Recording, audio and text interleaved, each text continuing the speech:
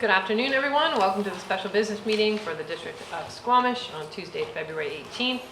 Hatqualin, Pleastalukmuk, Blat Squamish, Awambiam. We're meeting on the traditional territory of the Squamish Nation. Motion to adopt the agenda. Moved by Councillor French, seconded by Councillor Pettengill. All those in favor? Opposed? Motion carries. Just one item on the open agenda, and that is our Perpetual Affordable Housing Policy Update. Mr. Buxton. Thank you, Mayor and Council. Judging by how many times I'm here, it's Council are my favourite subject. So. Just if you want to feel better, remember how many times the Integrated Flood Hazard Management Plan came back to Council. That's true. That's true. So I think you're not on quite that trajectory. So. Well, hopefully not. Hopefully not. So, it's been in front of Council, at least the affordable housing policy has been in front of Council a number of times, the last of which was January 21st, when Council gave me some feedback, and I've attempted to incorporate that into the revised document that Council has. Unfortunately, there is no red line. Well, there is, but it's not that legible. So I've provided you a clean copy, and I'll just try and provide a very sort of straightforward overview of what has changed in that policy.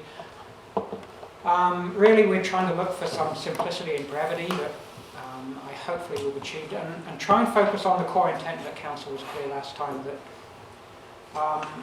that the policy is intended to focus where there is direct district support, and that's really on the low to moderate spectrum of housing. There are no income supports or program supports through the policy. We get to those sorts of housing through indirect support. With partners in the community.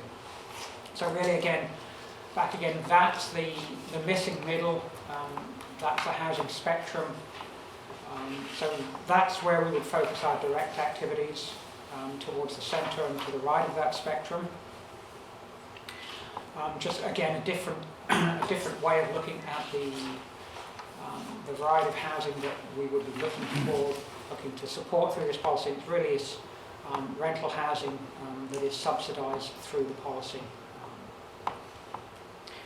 In terms of the recent changes, I made changes to the purpose, clarified there that it's really focused on the target of low to moderate incomes, and that when we need supports, those are coming from others.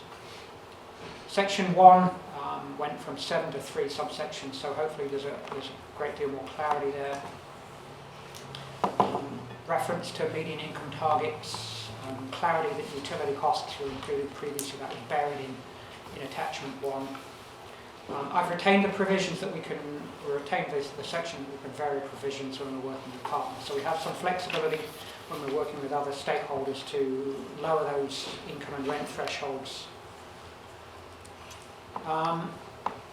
So Section 2, the clarifications there to focus on when the district properties and district projects, we'll be looking to target 90% of median income. When they're private projects, it would be 80% of median. And the rents must be either the lower of the targets using those income thresholds, or a median rent, which is derived from a Squamish-based CMHC sample. So that's the monthly or the annual rental survey that CMHC does, and that is a Squamish-based metric. The reason for using that is there really isn't a good proxy for rent, or a good measure of rent. That, I will acknowledge, is not a great measure, but it's the only measure that we have that's repeatable, that's verifiable, and that's standard. Everything else comes with more caveats. So that's really the only metric that we have.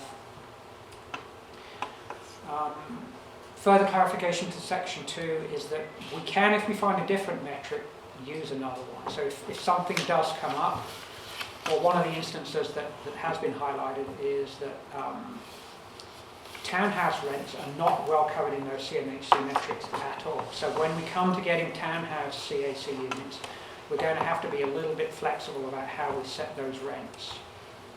And which metric we use, because the CMHC thing is really not very good on that part of the spectrum. There was a clarification here that the one-bedroom units that we get, the studio or one-bedrooms, those are based on single or couple income rents, and that two-bedroom and higher bedroom counts are based on the incomes from couples. So that was a clarification that was sort of implicit, but now I've tried to make it explicit. Occupancy standards, the national occupancy standards, which come from CMHC, those specify standards for people per home or people per bedroom, and the sizes are based on BC housing standards. So those are simply the sizes of the units, the minimum sizes that we raise. In section 6, there were 2 previous subsections that dealt with placement on waiting lists and removal or placement off of those wait lists, and I've simply moved those to procedures where they're better. And in the procedures, the consultation with non-profits has been simplified. There was some confusion both around council table and from the industry table that I spoke to about this being a right of first refusal, or first right of refusal for the non-profits. That was certainly not the intention. It was that we were making the commitment to consult with those non-profits on these matters. So I don't know if council wants to go through the entire, or work on the affordable housing policy and then come back to the RFP, or whether you just want to go straight through and... Councillor, do you want to stop and work on the policy first? I had a couple of questions already. Okay. Yeah, okay, let's do that. Councillor Rice. Thank you. So going back to that 1 and 2 bedroom, and I'm looking at paragraph 2.5, for PAH homes with less than 2 bedrooms, a household income determination should consider the median income restrictions for 1 or 2 person households. So if you have a couple, they might end up in a single bedroom, or they might end up in a 2 bedroom. And if they're in that single bedroom, are they paying the couple rent? Is there a higher limit? Or the 2 bedroom, presumably the rent's higher. So it wasn't clear to me when I read that how that would actually work out.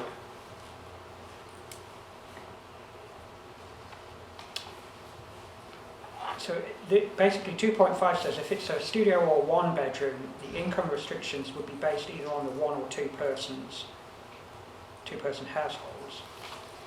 If it's and so 2.6 says if it's 2 or more bedrooms, so 2 or 3 bedroom, then you would use the income calculations based on the 2 or more person households. But if I might, 2.5. Oh, I see, yeah. With less than 2 bedrooms, so that's either 1 bedroom or a studio. If it's a couple that's occupying that, versus if it's a couple that occupies a 2 bedroom unit or a higher unit.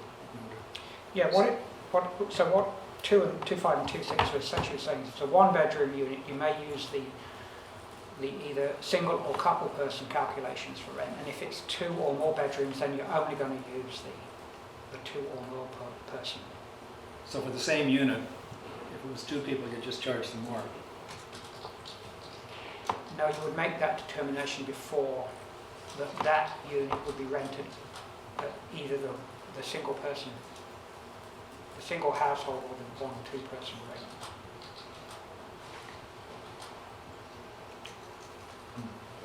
I think there's still some confusion. Yeah. So, Because I was trying to figure out how this would all work, and I have another question about the head lease issue, but because tenants come and go, and today there might be 1 person in there, that person moves out, and the next group on the waiting list is a couple. And so are they paying what the old tenant paid, or are they now paying at the couple rate, even though it's still the same 1 bedroom unit?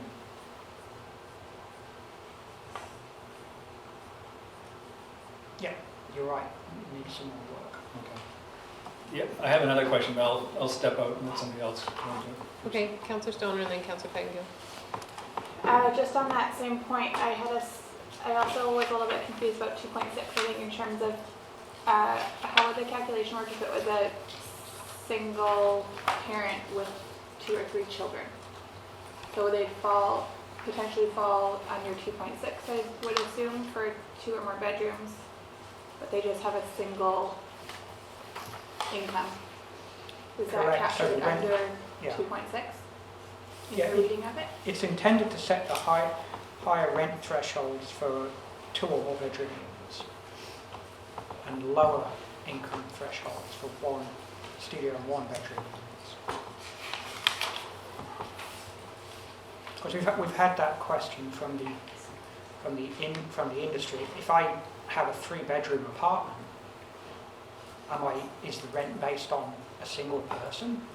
So that's what we're trying to do, is cover off this, how rents are assigned to the respective sized units. Because what you don't want to do is have the 3-bedroom apartment or 3-bedroom unit set with a single person rent them. Because you're going to have either someone's overextended, or you've got inappropriate rents or inappropriately housed people. So, Although to Councillor Stoner's point, if you have a single parent and they have different age or different sex children that are above the age of 5, so they need separate bedrooms, but there's only one income in the house, would you be testing them at that higher income threshold? Or would, yes, you would, according to this policy, yes. which I think your point is that's not, I would not feel entirely comfortable with that. I don't have a specific suggestion at the moment, but I'll try and wrap my head around what that could look like in terms of different language for 2.6. Councillor Pettingill? Yeah, and this sort of relates to some of what I was unsure about. So there's 2, in section 1, we talk about the policy in general targeting people between 80 and 100% of the median total income. It's a little bit more focused in the rental piece in section 2, but I just wondered if it was worth having some language in that while we will consider anyone in that 80 to 120% band, we're really targeting people closer to the 80% as much as possible. And then a few times it talks about providing housing at 30% or less than your income. And I was wondering if it was worthwhile having language, even if it's not specific criteria, at least the goal that are we trying to get as many people as possible into this housing paying 30%, or are we willing to have fewer people but at a much deeper subsidy? And my assumption is we're looking to sort of hit that 30% mark and get as many people as possible into affordable housing, that 30% mark. Because the reason I'm asking this is we see sometimes, CACs, people have the option of giving units or giving cash and so on. So I think it may be relevant having that understanding of what our broader intention is it that 30% mark and getting as many people as possible, if that's a compromise we make, or more deeply subsidized rates for a fewer people possibly, because it eats up more cash to do that. That may depend on who we get as applicants to the project. And I understand, so this may be, there's never going to be a perfect match, I think, between people on a waiting list and what units you have. But as we try and manage our wait list, I would assume that principle of how are we trying to fit, incomes versus units available and so on. Just a statement of this is generally what we're trying to achieve is maybe worthwhile. Or, we're okay as long as it's 30% or below. We're not trying to hit any particular sweet spot in that. My concern is trying to hit a sweet spot. Is that the more you provide narrow targets, the harder it may be to hit them when we don't control who is or will be making applications. So if we're setting a specific target and our eligible tenant pool isn't meeting that target, then what do we do? I guess what I'm wondering is or proposing maybe is not a specific objective target, but more of a philosophical statement of, we're trying to get as many people into affordable housing, which we consider 30%. as opposed to we're trying to deeply subsidize a fewer number of people. I wonder if we look at this spectrum again,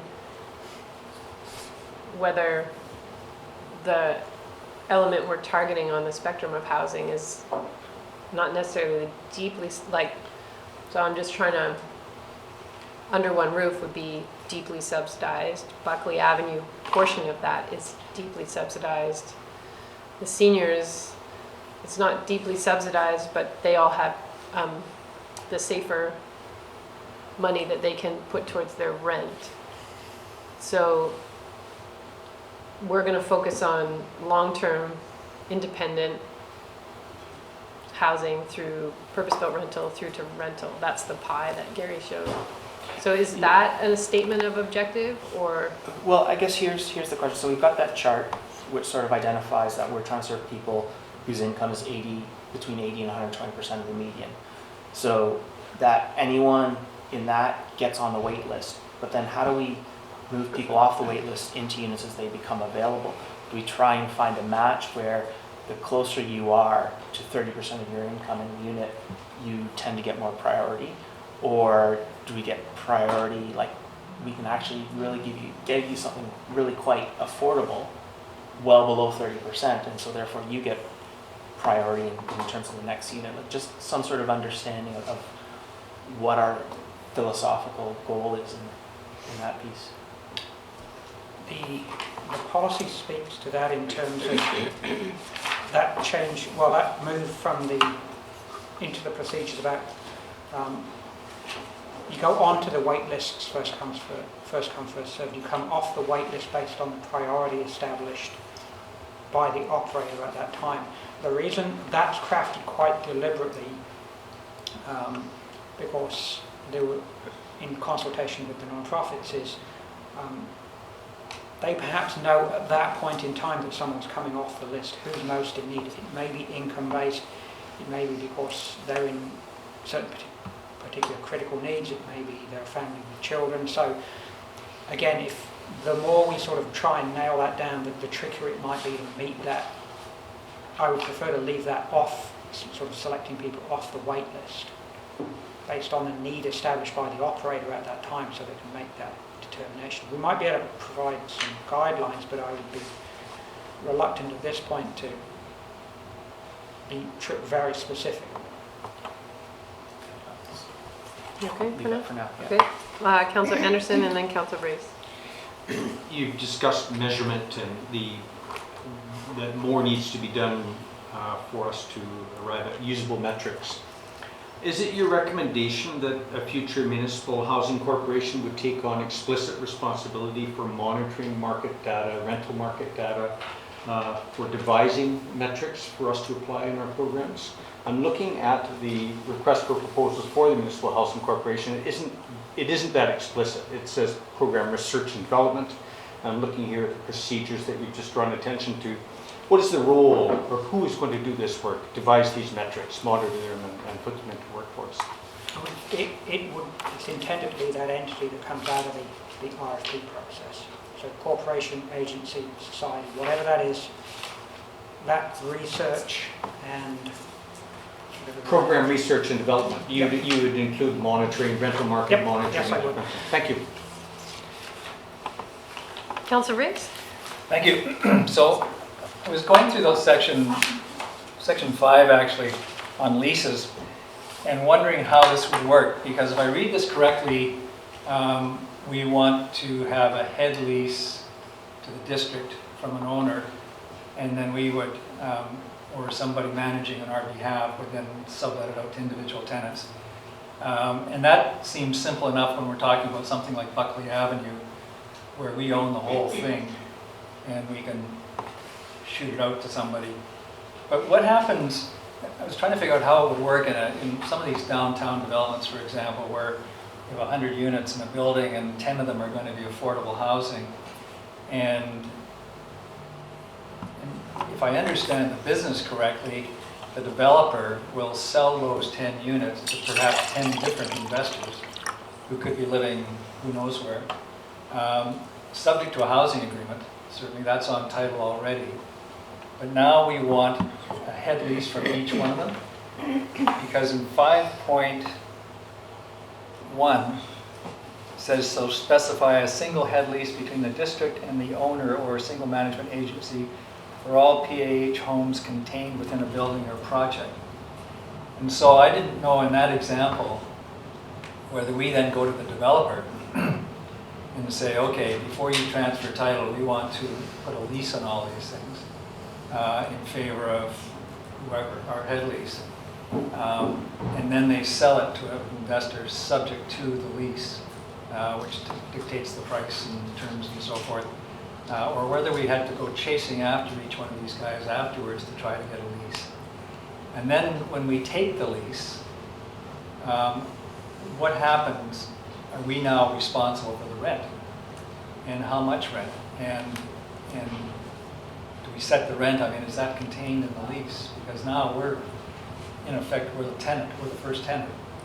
And we're going to sublet and get it back, I guess, but basically we're in there as a backstop. That would be the normal scenario in a lease and sublease situation.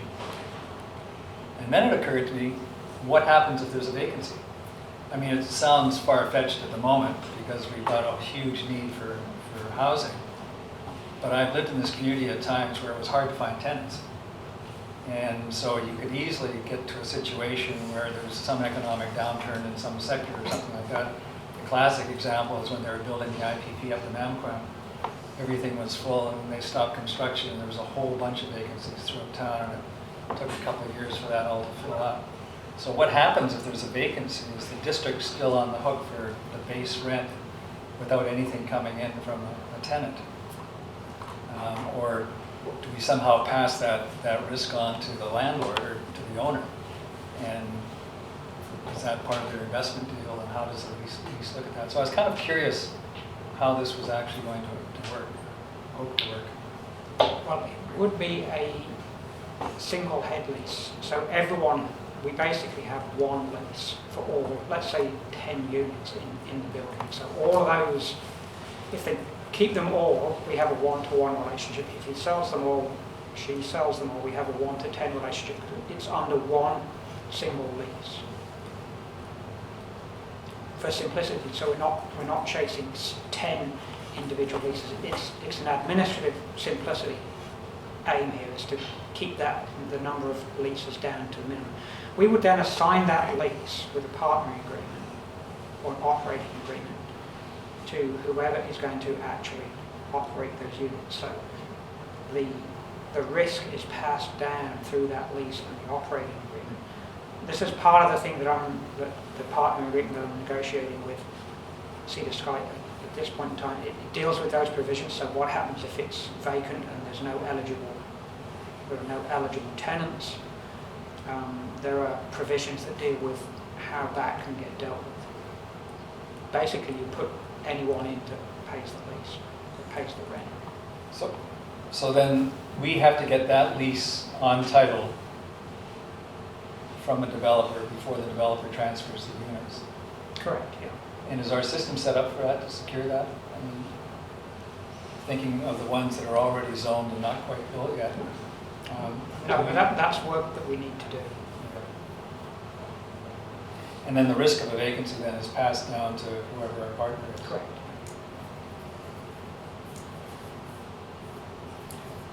You okay? Yep, thanks. Councilor Hearn. Thank you. I have some questions around the single parent scenario, and also, but I feel like we're We need to do some work somewhere on there, that, but yeah. that's not quite. And then also in the one bedroom single, I was reading through and sort of procedures down in section 9. It kind of covers off a bunch of what ifs, and the one that jumped to me is income. So one of the things that's following exemptions from personal or household income apply. And the one was income from full-time students aged 19 or over from temporary jobs between school years to a maximum of 4 months. And I have no issues with that one. I like that all makes sense. But it made me think of, so you're a single person that has a one-bedroom place through this through this system, and now you partner up and someone else moves into your space because now, and how do we handle that? There's a lot of what ifs with all of this, but in that scenario, then do we reassess the income? Is there a 4-month? That's where the 4 months sort of came from. Is there some sort of grace period? Because sometimes these things don't have. Where would that be captured? That whatever has to happen there in that scenario. So a single person then, Is no longer single and has someone move in with them.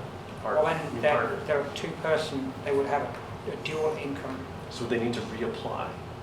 Well, then they'd potentially not be eligible. Right. Because the household income now may not be appropriate for that particular year. Right. So there's, Is that is that Yeah, well- stated somewhere in the yes, there was Right. 310.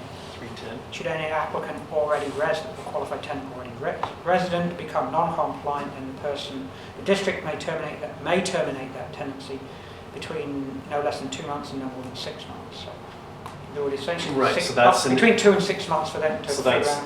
that's broad enough to capture that scenario I described and potentially Yeah, any similar, there are a number of scenarios where people become they're no longer eligible. You know, I get a promotion, my salary doubles. Mhm. Well, then I'm no longer eligible for that particular unit. And between 2 and 6 months later, I'm Okay, hold on. Okay, and then section 3. Yeah. Thank you. That's section 3.8. Qualified applicants may be required to pay a one-time registration fee in the amount required by the district or the provider. Do we have? Last time we spoke about this, and I'm still curious about how we're getting units, and I want to make sure that I understand how we're attracting clients. I know that there's a need for this, but I want to make sure. But what does that fee? What do you envision that fee being? It may be an admin fee to get on a wait list, either organisationally based or project based. So we build a project on a vacant piece of land that we've got. We may have a wait list for that project, or maybe a wait list for the program, which includes a number of projects. But there may be a fee to get onto that wait list. I don't know if that's $1 or $100 or $150. This simply provides the ability for The that framework to be do put that. together at a later point in time. Okay. I'm just sensitive to the fact that I know we're similar to the single parent piece. Just we want this to be a low barrier for participation. We want to have the ability to help, and I just want to make sure that doesn't become that fee piece doesn't become one of the obstacles. But I get that. But this program has to float on its own. So having the opportunity for fees Yeah. in No. certain instances. Yeah. No. That's fine. And one more question and then I'm still not seeing the benefit. It's not clear to me the benefit for having like this program being optional for the people for the management of the rental units that we're creating. What lever is there to sort of encourage participation in having this entity manage the units versus self-management? I don't know that there is an incentive or a lever contained in the policy, other than for an owner or developer administrative simplicity.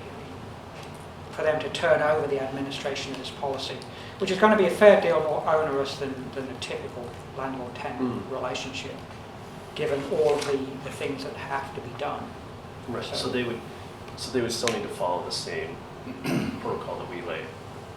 Yeah. Out. So if they decide, if the developer decides to keep the units for herself, then we're going to be looking for this sort of thing to be enshrined in their housing agreement, and for them to, in the housing agreement, do all of this on an annual basis and report, monitor.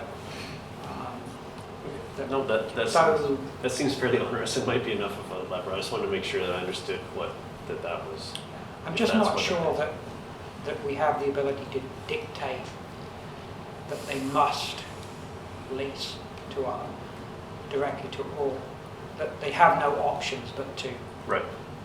deal only with the district. That level of reporting provides some. I think it does, yeah. Yeah. Okay. Okay. Thank you. That's Okay. good for me now. Put myself on the list, and then I'm going back to Councillor Pettengill, Councillor Race, and Councillor Stoner. So, I have a broader question, but maybe I'll start with my nitpicky question. In attachment 2, which is the BC Housing Design Guidelines and Construction Standards for 2019, it outlines sort of the net unit area, but it's from the outside face on exterior walls. And so if we build a passive house, multifamily, and there's affordable units in it that get put into the PHA program, those units would end up quite small if your walls are this thick. It's going to decrease that, yes. So can we not make an exception in our own policy that if it's in a passive house design or has thicker wall construction, that we would do it in a different place?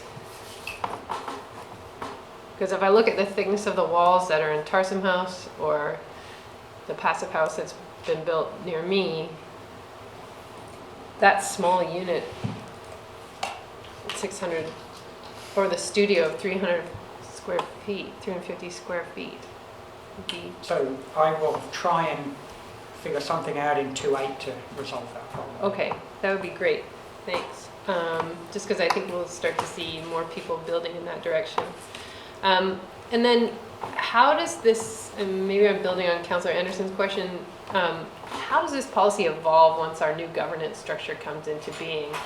And I ask that because when we talk about provider, the definition there doesn't suggest that there's a housing authority when we define provider.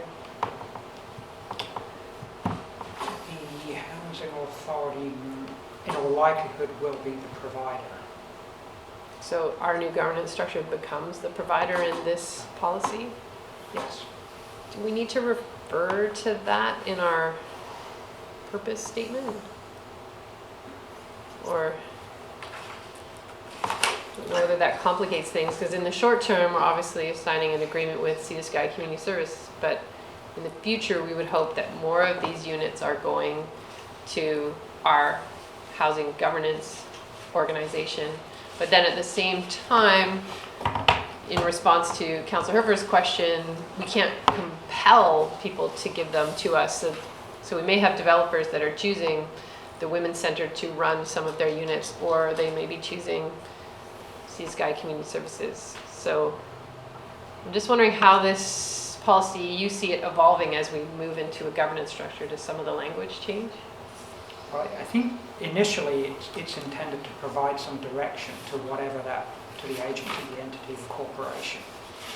Beyond that, I guess, given that I'm not sure of what's going to emerge out of the end of that process, it's a little tough for me to say other than this is the sort of general guidance that would pass to that or to any operator or partner. Okay. So this is kind of our interim policy. It's And a then- right now policy, Yeah. maybe not the right policy. Okay. Councillor Pettengill. So, yeah, maybe following along a similar thing, and so maybe I'm jumping ahead into the RFP piece, but trying to understand where, like, I take your point that it might not be 30% of your income maximizing the number of people in that context might not be the only priority. But is it during the RFP phase 1 or 2 where we identify those priorities a bit more, or are those some sort of principles we're hoping to capture at this point? That's one thing I'm not clear. And along those lines, a couple other things that came to mind as opposed to maximizing the number of people versus maximizing subsidy, but unit suitability for different ability levels. We talked with the cemetery discussion for people who have been forced out sort of economically of Squamish recently. I don't think they would qualify as hit our residency requirement, but is that the sort of person that maybe should qualify for affordable housing here if that piece allow them to move back to somewhere they lived their whole life. And then the other thing too, I started thinking about grandparents and the importance of grandparents for childcare. So maybe they've never lived here, but it's an important piece of childcare possibly. So I'm just, these sorts of things, and I mean, there's probably a million other scenarios I could think of that we just maybe can't cover in this policy, but when do we start digging into those sorts of things, even at a higher philosophical level? Well, I wouldn't design the policy around particular scenarios. I'd sort of try and pick the principles, because if you go down that rabbit hole, you just end up with a laundry list of scenarios that is going to get very, very complex, and you won't catch them all. So I'd discourage us from trying to scenario plan, but look at principles as best we can. So, I mean, the thresholds are, what is it, no real estate assets in the previous 5 years. I mean, if you've been in the market and have chosen to exit the market, then I don't know that this is the right place to assist you in getting back in. There's a requirement that you live and work locally, or have lived in the district for 1 year prior. I'm not that's the way I would approach it, rather than trying to look at scenario based. No, I take your point, but I guess, do we want a principle about, this being important for childcare, or, triaging the wait list of principle in terms of it is an economic thing, it's a ability, mobility question, and these are the sorts of things we want whoever the operator is to consider as they triage their wait list? Or is this something that we will establish as part of working through phase 1 and 2 in the RFP with the operator about what those principles are?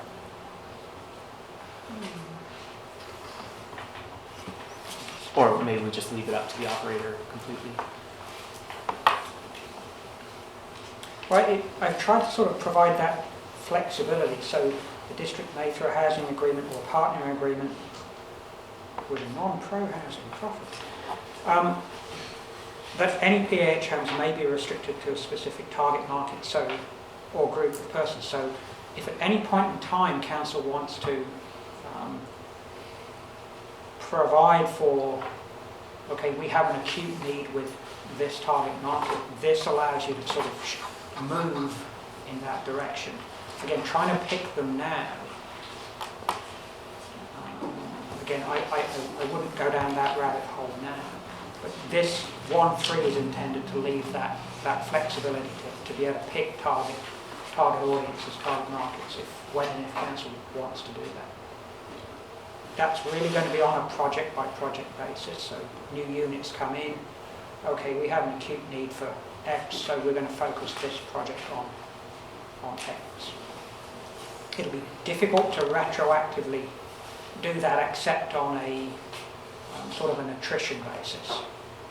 As people move out, we will say, well, let's now assign those units that are becoming available into the target. Does that help? I think there's a question of trying to balance specificity with flexibility. So I think what Mr. Buxton is trying to show is that there can be opportunity for specificity without having to write it all out in the policy today. But whether you agree with that assessment or not, but I think that's generally the point. There's clauses in here that allow us to go towards more specificity without having to write all those scenarios out in our policy. Yeah, and I'm okay with that. I was just trying to get clarity, I guess, on where the point is. If we feel we need to have a discussion, when we would have it. Do we have some sort of overarching things we want to articulate now and get more specific possibly as needed later? Or is this just completely, we will pick an operator who knows best how to decide these things and leave it all up to them, and just try to understand where our head is at on that? Well, we could do that now, but I don't know that we have the information to do that, or whether we want to do that right off the bat. I would encourage us to be fairly open, at least in the beginning. But every time we get a project that's sort of coming through the CAC, we're going to have to get into head leases and partnering agreements. At that point in time, we can say, hey, we have an acute need with this target market, so let's push this partner agreement and this project towards that end. So just to challenge it, because my understanding with part of this isn't that this will just be someone gives us a CAC and then we kind of figure out what to do with it as it is from there, that somehow in part of this housing authority will be advising us somehow of need of grants or whatever we should be doing to try and obtain a certain type of housing as the market shifts, or Just to clarify, this policy is not written, that's the question I asked Mr. Buxton, it's not written with the housing authority existing. It's written for today in that these units are going to be managed by whoever wants to manage them. That's why I asked the question about how does this evolve as the governance structure comes on board. They may wish to revise this policy to better suit that need. So I just don't want to confuse, that's why I wanted to be clear about what we were talking about today, because it can get, once we start to contemplate the governance structure, then maybe this policy isn't totally adequate. Does that help? You good? Do you have another question? We have got lots of time, so don't hesitate to come back on the list. Councillor Race. Thank you. Well, that's good, because when I put my hand up, I had one question, and now I have three. Okay. And actually, the first is just a point, but to the mayor's point about the floor area and the size of the unit, my recollection is we had a discussion maybe a couple of years ago now about how we calculate the FAR. And I thought we took it from the interior walls because of that very thing. If we're passive houses and the walls go way out there, you can't include all of the wall and the floor area in But the we're using FAR. BC housing standards, Well, and that's if we want to why change I it, want. I mean, there's the example. Yeah. So that was one point. The second was the comment about we don't control who an owner might lease to, but I think that if I read 5.1 correctly, that's exactly what we're doing, is we're telling an owner they have to specify a single head lease between the district and the owner. So that, if I read that correctly, is kind of locked in from day one when an owner or the 10 different investors in my example take possession of their units or take ownership of their units, that lease is locked in there. We've already, through the zoning process, got that on there, and there is no choice. They can't decide to self-manage. That's not what that says to me. And if that's the case, then the reason I stuck my hand up the first time was on 1.3, which is restricted to a specific target market or group. And on our agenda tonight, we have the rezoning where that's mentioned. It's not a requirement, about the possibility of having some of the housing units set aside for daycare workers because there happens to be a daycare there.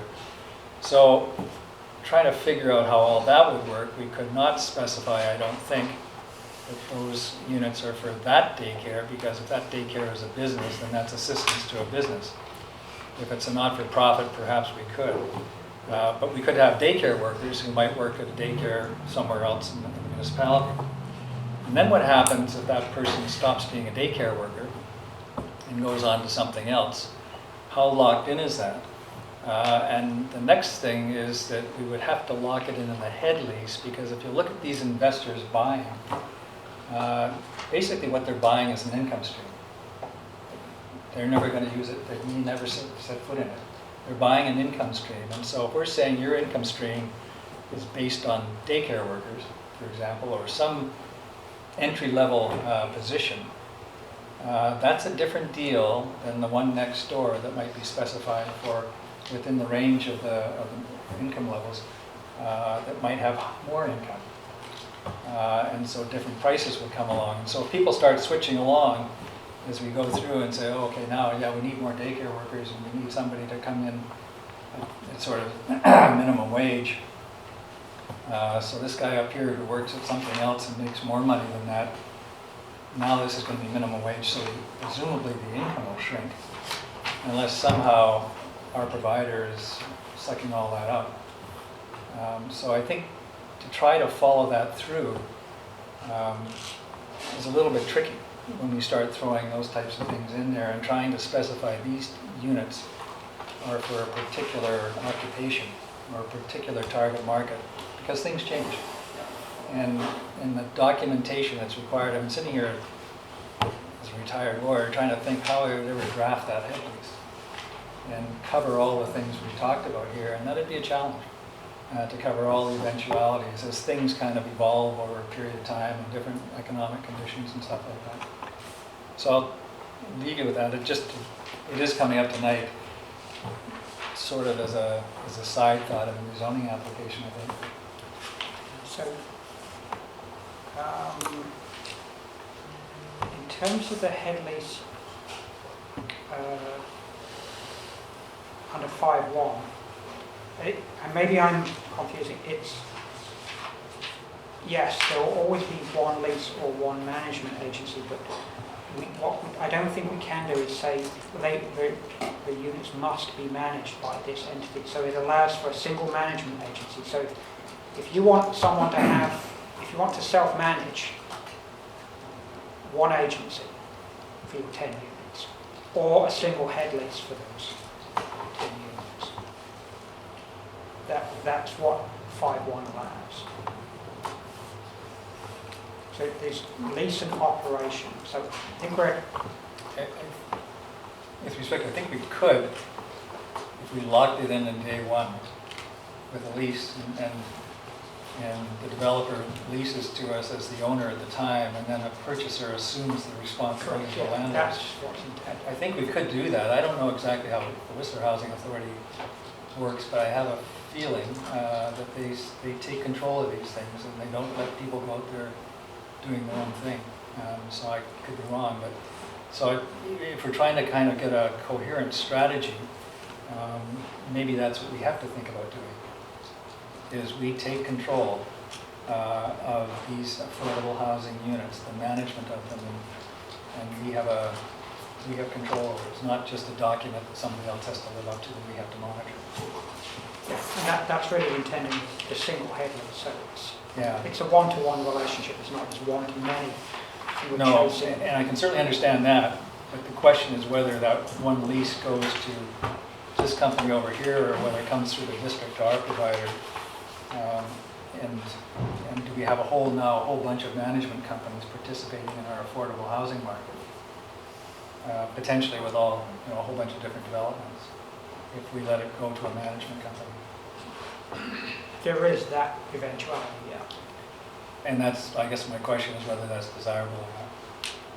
So maybe something you want to consider, and not necessarily decide today, but it seemed to me to be more workable if everything was kind of coming down the same path.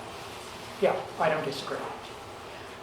With respect to the second question about directing units to particular target markets, I think we really need to do that not through a lease but through the operating agreement that we have, and say, okay, the lease is going to flow units through in this manner.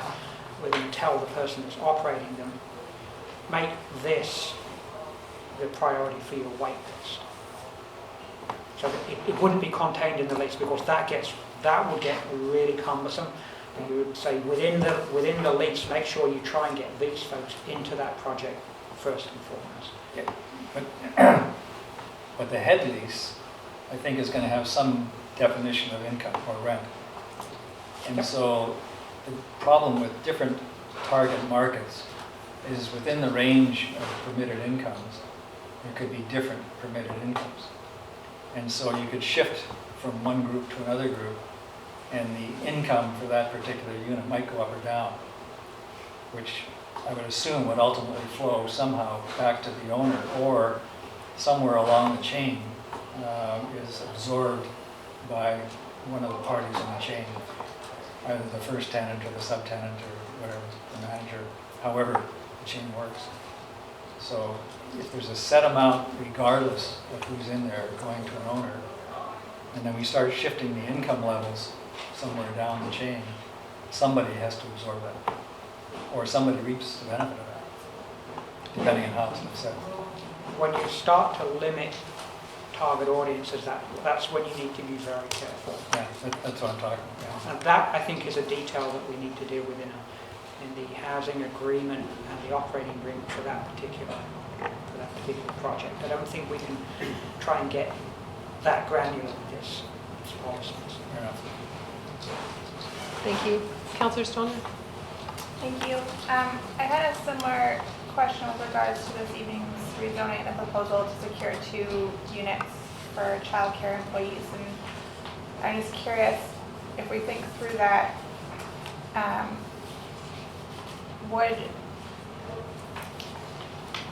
so a quick Google search of the median income for an ECE is $40,000, which is above the maximum income requirement that's proposed in the Perpetual Affordable Housing Policy. So would we envision that the dedication to an ECE worker would override the maximum income threshold in that scenario?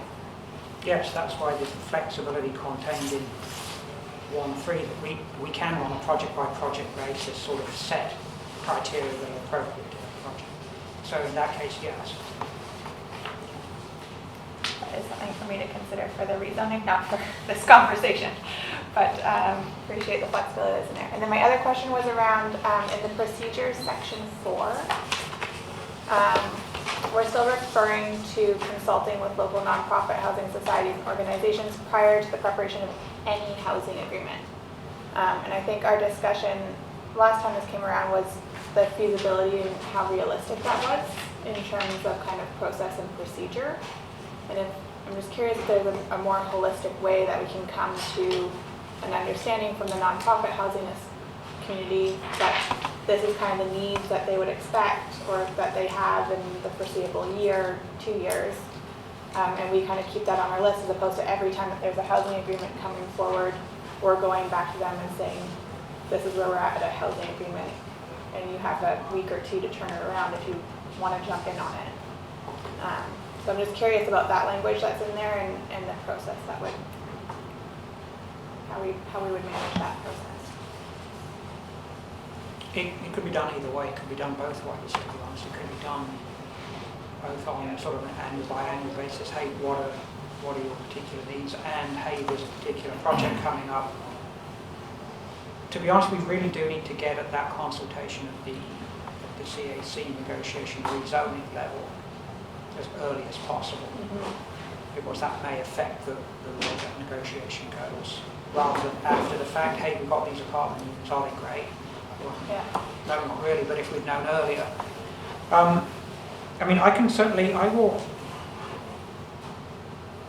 consultation with respect to interest in obtaining access to PAH units, that rather than this being on a case-by-case. Yeah, I think that is where I would like to see that kind of clause go, personally. Okay. That's it for me. Thank you. Any other questions? Councillor Pettingill? So in the case that we've just been talking about with some ECEs, they're earning greater than the median, but all things considered, we think it makes sense to put them in the an affordable housing unit. But there's arguably a surplus of rent, above 30% of the median income. Is that something that we're expecting the operator to be able to capture to help fund operations, or we expect they have to flow that through to the owner of the unit, and the operator gets their funding other places? And The way that the operating agreement or the partner agreement that's in development with Sea to Sky is that if there's an operating surplus, that flows to the operator, that flows and stays with the operator.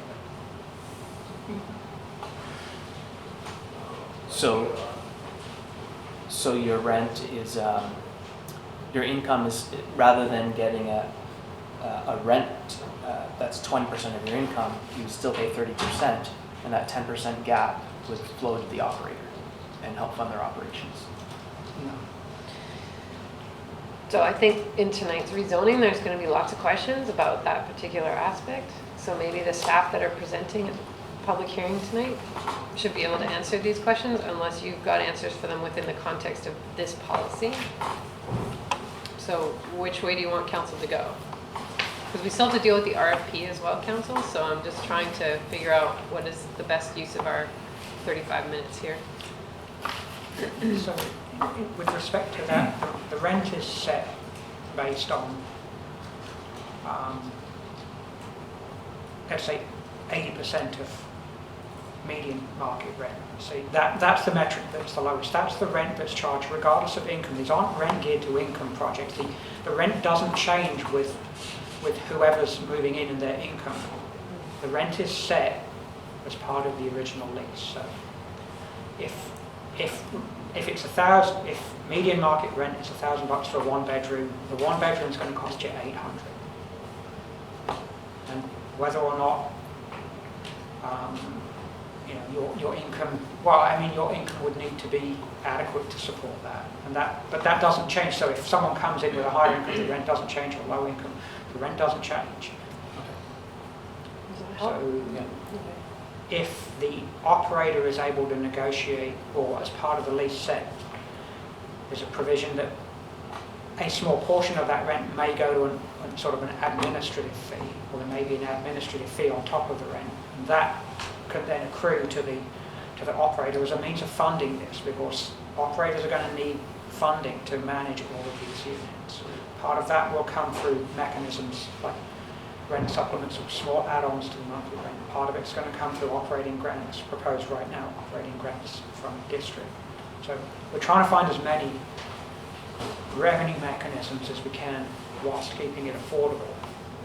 But the way that the partnering agreement is set up right now is that if the operator can make a go of it and find an operating surplus for that project, that would flow back to them. There are limits on what they can do with that, but it would flow back to the operator. Okay. We do have to deal with the RFP. So, Councilor Rice, did you have another question? Well, it's more of a comment, and I just wondered if we were trying to do too much with this policy. And the part that sort of causes me some concern is this idea of specifying a target market, and what might happen if that evolves over time and changes. And just listening to Mr. Buxton explain that, though, I guess from an investor's point of view, they don't care because their rent is determined by the head lease. So somewhere down the line, we have to have the flexibility if there's no, I'll use daycares again as an example, if there's no daycare workers available, that somehow we can put somebody else in there, which may, for foreseeable future, take that unit away from the possibility of assisting daycares. And we're going to have all of the other types of restrictions with helping specific businesses. We'll have to be careful about that in our policy because it'll have to be more generally specified. So it does complicate it. Maybe it is workable. It was just a comment. Thanks. I see your hand? Yeah. To the targeting market piece, when I read that initially, I was thinking that was the clause that needed to be present to allow us to have seniors units covered under this policy more. And then there's the topic that's going to come with the rezoning with the even what I feel is more specific, but I feel we have to have that ability to target so that we can manage seniors units through this as an example, or other. So I'm okay with that, but I was curious about the vacancy times, and I'm not so much. It's Councilor Race's point where I think, yeah, there were times where there was a high vacancy rate and they sat vacant, but that I think is less likely in the short term. But there will be times where there's just turnover in the unit, and it could be a couple of weeks, or maybe there's a month where just to get the person, to get all the dominoes to fall. And where does that burden fall? Like, who covers that? Is that part of what the operator would need to have some revenue stream to be able to support that? Because there's obviously a fixed cost, and the revenue stream should be pretty consistent, but every once in a while there may be a couple weeks or a month gap, and there'll be a hole in the revenue. Those details would need to work out in the lease and the operating agreement with whoever's running that project. Right, But most projects carry sort of a rent loss right. provision in their business. In there as well. Okay. Thank you. Let's move on to the RFP. Okay. So in terms of the governance and organisational, sort of in the longer term, in the short term, we're sort of in this partnering agreement with Sea to Sky Community Services. So that's under development. We're meeting on that actively. The long term, we're sort of establishing some form of housing corporation, agency, society, entity.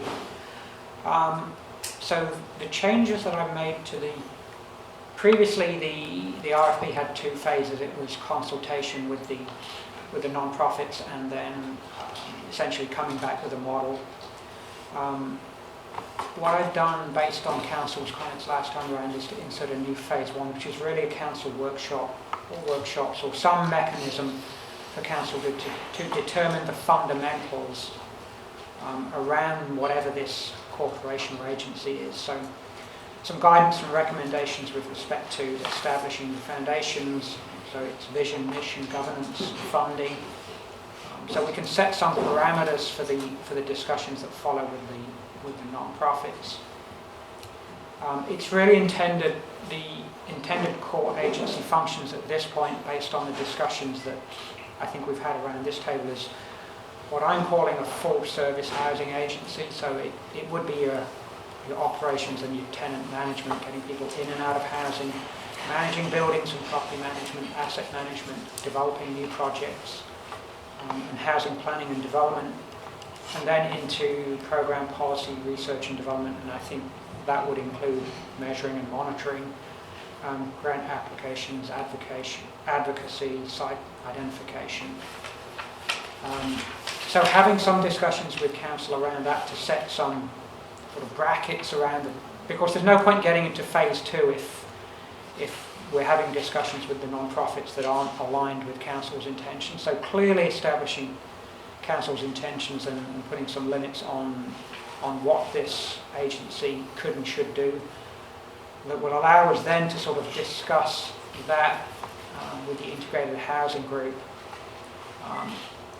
because it would now set, are you interested in collaborating on this sort of basis, rather than previously it was a much more open conversation.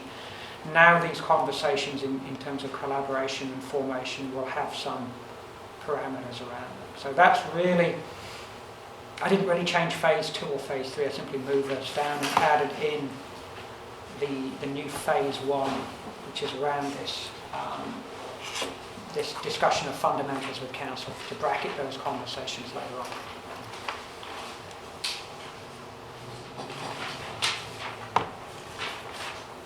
Councillor Anderson? A word I'm looking for, and I have no doubt that you are considering it under governance, but it's membership, the membership of this entity. And I like the idea of the council workshop where we can return and hash this out with the consultant. But my interest in this issue of membership goes back a ways. In your report on the RFP, Mr. Buxton, you have the district's work on affordable housing began through 2015, 2016. Well, actually, I think there are two initiatives previous to that which give us some lessons that we drew from them. 2005 was something, I believe that we called it a mixed income housing program, and it failed. It failed largely in hindsight because there was inadequate consultation and engagement with the development community, and there was real strong pushback to the point where I think we would call it a controversy. The following initiative was 2011-2014. There was a housing options group which received support from the district and from CMHC for a strategic framework document. And it included a recommendation regarding membership of a coordinating entity, whatever we want to call it. And it specifically said that there should be a certain set of skills involved. And my question to you is whether in this RFP document, it's whether we need to spell this out. What I have in mind is you have listed the 4 societies that you are currently working with in phase 1, and these are client-focused organizations. But is it clear, or should it be clear, that there should be room at the table for example, not only developers, but realtors, housing designers and architects, academia, or Habitat for Humanity? These are just some examples of people that were all involved in the 2011-2014 Housing Options Working Group, and we benefited from that diversity of advice. So my question is, in this RFP, is there a need, or maybe it's premature, to highlight that aspect of membership, that it can be diverse beyond our client-focused organizations? Through the chair, yes, that's the governance bullet on this fundamentals.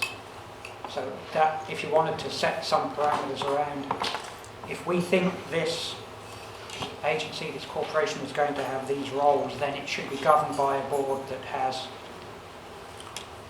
expertise on it if you deem appropriate. So that would be the place to set those, any direction the council wanted to in that regard. Very good. Other questions? On the RFP, Councillor Storman? Thanks for the addition of phase 1. I think that helps get us to where we were discussing when this first came around. My question is around including some scoping work to try and address some of the points that Councillor Race brought to the table with regards to how we actually will be getting these units, and or what leverage we might have to require developers to give them to us. So whether that is a scoping of the current Whistler Housing Authority leverage tools that they use, because my sense is that they do actually require developers to hand those over to the Whistler Housing Authority, and or other communities that are operating similar housing authorities, to understand the different models that are out there, because I think that without having some sense of the answer to that question of like how are we actually going to be able to direct units to that governance structure, it will leave a lot of questions in the air around what the governance structure should be. I just suggest that maybe we throw in a kind of scoping of other jurisdictions that have housing authorities into that kind of first phase to inform that conversation. Unless that work has already been done. No, that work hasn't been done, but okay. I would thought that might be more phase 3, but if council wants that in phase 1, then okay. Macola did some work, but they didn't provide specific No, they examples. They did more, you need a short-term governance model and then a long-term. We're really talking about tactical stuff here. And Yeah, okay. just on that point, Whistler may be in a totally different scenario because they are a resort municipality. They do have some, I'm just reading one of their documents about the history of the Whistler Housing Authority, and they are able to put in a development cost charge under their special components of the Local Government Act that has allowed them to get more money out of developers for residential housing. So there could be some actual legislative differences there. There are. But They can it would be require, my understanding is they can require it as almost as a linkage, what I call a linkage fee or development cost charge. Yes. Yeah, so for me, it would be helpful to understand what our ability is to actually require those units to come into the housing authority, if we're really just at the whim of whoever's willing to put them in. Personally. So that would be my request. Okay, I will make sure that work is done for phase 1. And I think, in my mind, one of the questions that we're going to have to come to agreement on is how much control the district wants to have in this going forward. Because basically you're talking about either a society or a company.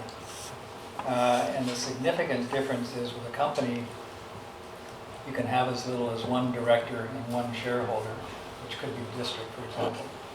With a society, and they've changed the act since I retired, so I don't want to put anything out there, but there's a minimum number of members. So it's not like the district can control the society. And there's a minimum number of directors. So it's much more spread out. Because personally, I kind of envisioned this as being more or less a community-based board, more to Councillor Anderson's point, different sectors represented at a board level, setting policy for this, with employees doing the actual legwork. But the ultimate control of who elects the board, and particularly if it's the district that's giving them units to manage, and we might be putting funding into it, for example. Do we want something like an SSC or an SODC? We sort of had some control over it until we finally got rid of it. So I think that's one of the things we're going to have to get straight in our mind, is how do we see this going forward and operating? Is there council involvement? Maybe there's a councillor on the board or something like that. I don't know. I don't want to prejudge this whole thing. But I think the ultimate question is how much control we want to have. If there's some kind of a disaster, if the thing takes a right turn and goes off who knows where on policy, do we want the ability to pull them back somehow? And in that case, we just replace the board. If we ever had to, or who replaces vacancies on the board? Is it us, like we do with SSC, or is it somebody else? Directors are elected by shareholders, so who are the shareholders of this, the members of this organization? So I think, and whether, it'd be interesting to have some scenarios. I mean, whoever answers this is probably going to have a lot more experience in this than we are, and what has worked or not worked. So perhaps a recommendation on that, or some discussion about alternatives or something like that would be helpful. Okay. Because I think it's an early decision, frankly. Because as I try to piece this whole thing together, you've got leases we're going to be putting on units. Are they in favor of the district, or are they in favor of this entity, this housing authority? Does the district even get named in the lease anymore? Maybe not. So if our units are going directly to the housing authority, then I think we do, at some distance, want to have some control over it. Yes, that I would anticipate as part of the control is a fundamental part of governance. However, phase 2 is how many partners may come to the table. So our level of control may be measured somewhat by the level of interest or resources or assets that partners bring to the table. Other partners in the table have large numbers of affordable housing units that would bring with it similar requests for governance control. Yeah. And I don't, again, that's sort of predicated on where phase 2 is. Good, thanks. Yep. Just to, I think, reinforce what Councillor Stoner was asking for, as I listen to this discussion, it does, and I understand the concern about it being tactical, but it seems that there's a fundamental difference between getting units, sort of the ability to put them into a pool, but we don't own them, and therefore it sounds like a fair bit of complication, and we may be somewhat restricted on directing people to units and so on, as opposed to actually expecting as part of CACs to take ownership of units, which we then assign to an operator to manage, but then there's a built-in revenue stream. And part in the back of my mind in this is, if we don't, like, what is the future budget operating to us if it's primarily an operating grant from us, if we aren't the owners of these, if it's just, we have control of the units that are in the pool, but we don't have those rental revenues. And so that's something I would be interested in understanding a little better during the RFP process, possibly. I think for me, Mr. Buxton, it's just a matter of separating out each of those phases more distinctly in when we talk about deliverables at the front. That second paragraph combines all of the 3 phases into one sort of long sentence. I think the part that makes me nervous is that it says formalizing coordination between existing not-for-profits. And I think that we can't presuppose that work, that word formalizing. We can invite them to the table, but that's 4 different boards, that's 4 different organizations, and they're also organizations that aren't necessarily playing in the sweet spot that we've identified for our housing program, which is low to moderate income folks.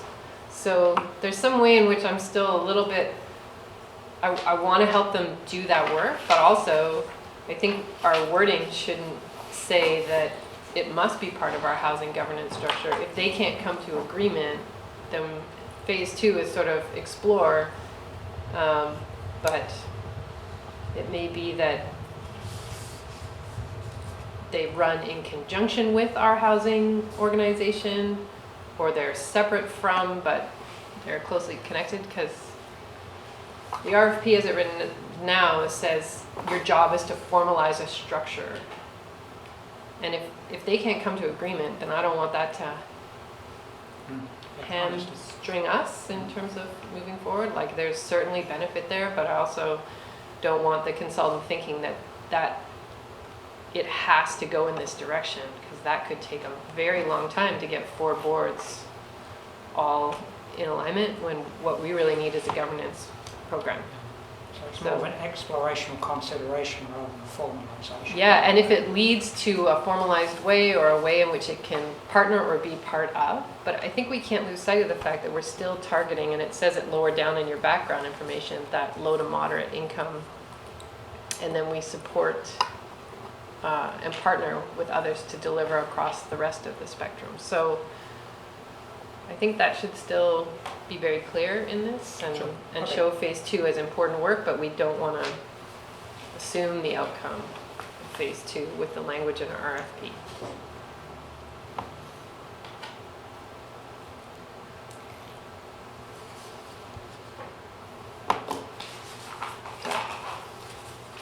I think that's my only comment. Any other comments on the RFP? Okay. Okay, thank you. So just in terms of next steps, council, is Mr. Buxton good to go, or do you want it to come back, or are people feeling settled with the feedback that's been given today? Just want to know when I'm doing agenda planning tomorrow what council's will is. Council Race and then Peg Mill. Yep, I go with it. So both the policy and the RFP. You Yeah. comfortable? Council Penguin? Yeah, I mean, since this is a work in progress, I'm sort of thinking we're gonna come back to a number of these things during phase 1, during this workshop, and have a chance to speak further, so I'm fine to move forward on that basis. Okay. Any other comments? Councilor Ferd? Yeah, I think where the policy's at is good for right now, and the RFP definitely outlines the pieces that we need to know more about, and we'll continue to evolve the policy. So I think this is a reasonable step. Yep, Councilor French. I don't want to slow this down anymore. I think there's good momentum out of this meeting. I don't see a need to bring it back. All right. Any other comments? Yep, Councilor Stoner. As long as we include a review of language in 2.5, 2.6, and procedures section 4, as we discussed today. Those are the 3 that I had on my list. Clarification of 2.5. Yeah, there's a bit more work to do on 2.5 and 2.6, but if council's okay to see that sort of, this is what we're going with, then Okay, so maybe that council improve in principle the PAH policy with feedback on revision to 2.5, 2.6. Procedures section 4. Procedures section 4. Anything else, Gary? there was 2.8 home floor areas Yeah, need to reflect the manner in which we calculate floor areas in accordance with the zoning bylaw, not with the way BC Housing does it. Correct. And we want to do the RFP as a separate one, because there was a bit of feedback on it. So that's the motion on the floor, moved by Councillor Rice, seconded by Councillor Stoner. Any other comments? Call the question, all those in favor? Opposed, motion carries. So that one's good to go. And then on the RFP, I believe that Councillor Stoner and a few others would like to see some scoping language in there about presenting different models that exist. Are you particular, Councillor Stoner, or you said before or during phase one? I would say to inform council's discussion in phase one, so before phase one. Okay. Others comfortable with that? You got that? Were there any other?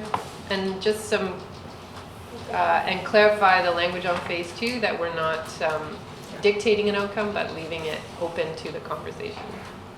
Yes, understood. Okay. So, move approval of the RFP with those changes. Councillor Stoner, Councillor Herford seconds. Any conversation? Councillor Anderson. The 2014 Affordable Housing Framework, although it is now 6 years old, did do some extensive benchmarking with other governance models, Tofino, Kimberley, Whistler, Ucluelet. So there may be some a resource there, or contacts and information already assembled. That's the piece we missed on the RFP, is to point to all of our housing sources from the past. Just let them know that they're there. Yep. Can we add that? Add reference to all of our past housing efforts. So there's a few reports out there. Whether they're relevant or not, they're there Yes. today. Okay, I'll call the question. All those in favor? Opposed? Motion carries. Thank you, Mr. Buxton. Thank you. Motion to close, moved by Councillor Herford, seconded by Councillor Pettingill. All those in favor? Opposed? Motion carries.